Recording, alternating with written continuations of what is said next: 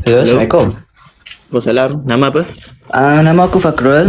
Aku macam nak tanya hang lah sikit. Aku wish hang lama. Aku taklah cakap hang salah tapi hang okey je bagi Okay, aku. Okey, bagi aku dah Apa dengar teruskan? dulu. Okey, mental hang okey. Aku suka dengan hang punya mental. Statement hang tu. Soalan. Statement hang tu dengar dulu. Dia sebelum soalan mesti ada hujah. Direct. Okey, macam ni lah. Setiap hari orang ni sentiasa tukar emosi. Jadi hari ni dia semangat, esok dia kecewa, hari ni dia sedih, esok dia happy. Jadi aku nak tanya lah sikit kan, sebab aku tengok mental hang ni okey, hang ni direct lah okey. So apa hang punya mindset ataupun tips ataupun hang punya pemikiran hang untuk bangunkan hang punya mindset yang strong setiap hari untuk hadap kecaman, untuk hadap netizen, untuk hadap orang pendek lah. Saya cakap banyak pula. You kena nak kuat hadap kecaman. You kena hadap kecaman lah. Tu lah. Apa dia? Tak boleh buat benda lain dah. No, I mean mindset kita. Sebab bila kita terlalu hadap banyak tekanan ni, mindset tu. Cara hang build mindset hang, cara hang bina mindset hang supaya hang mampu hang macam mana? Hadap. You kena hadap. Tu je. Maksudnya kena Kalau terima dulu rasa sakit tu.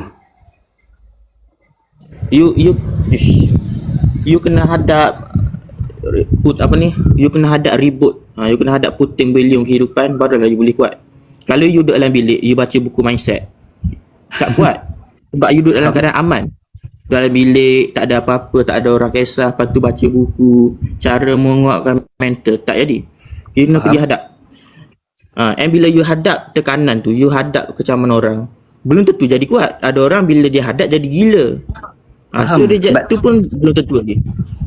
Sebab tu lah aku tanya hang macam mana hang, sebab tadi hang cakap ada orang hadap setengah tu dia jadi gila. Okey macam sebab tu lah soalan aku tanya macam mana hang kontrol hang punya mindset hang, macam mana cara hang berfikir alternatif hang. Bukannya aku nak tahu cara tu. Bukan nak tahu cara nak.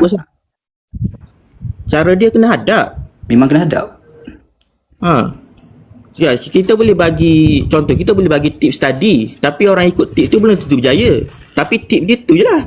Sebab dia orang tu dia react berbeza-beza. Ada orang bila hadap tekanan dia makin lunyai. Ada orang hadap tekanan dia jadi makin kuat. So bila you hadap kecaman, you latihlah mental you untuk tak kisah dengan apa orang cakap. Gitu je. Tapi memang tak semua orang boleh buat. Ada orang bila dia kena tekanan, dia makin teruk. Dia jadi gila. Dia set dadah. Boleh jadi. Of course ada kisah. Tak apa lah. Aku nak tanya yang tu je. By the way, aku punya mental okey je. Yang daripada ni komen-komen macam-macam tisu lah. Alah hampa. Untuk paid review ataupun apa-apa collaboration, korang PM je account ni di MBA Islam.